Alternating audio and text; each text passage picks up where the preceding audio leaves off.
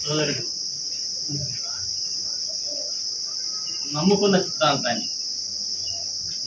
సిద్ధాంతాన్ని ఆచరిస్తూ ఆజన్మాంతం ఇలాగే ఉండాలి అని చెప్పి మా దగ్గర ఎన్నోసార్లు అతను ఎక్స్పర్ట్ జరిగింది.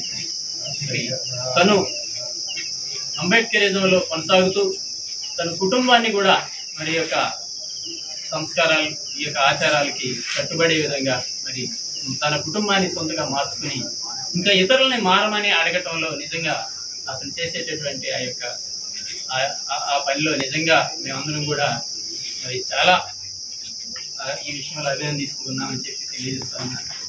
నిజంగా ఎక్కడో ఉన్నటువంటి మరి పుల్లయ్య గారిని ఈ యొక్క అంత్యక్రియలు నిర్వహించడానికి తీసుకొచ్చి మరి మమ్మల్ని అందరినీ కూడా ఈ యొక్క కార్యక్రమంలో పాలిభాగస్తులను చేసి మరి బహుశా ఇందాక ఒక మిత్రులు అన్నారు, దేశంలోనే మరి ఇలాంటి మరి ఇలాంటి అంత్యక్రియలు అనేటటువంటి జరగడం అనేది నిజంగా మరి ఈ విషయంలో మరి మన తమ్ముడిని అభినందించుకున్నాం. అనేక విషయాల్లో చాలా కార్యక్రమాల్లో మరి కొన్ని కట్టడాలు నిర్మాణ కార్యక్రమాల్లో కూడా ఇలాంటి అంటే ఆచారం ప్రకారం బౌద్ధాచారం ప్రకారం చేసినటువంటి కార్యక్రమాలకి మమ్మల్ని కూడా తీసుకెళ్తూ ఉండేవాడు. మరి ఈరోజు తన తండ్రిని కోల్పోయారు.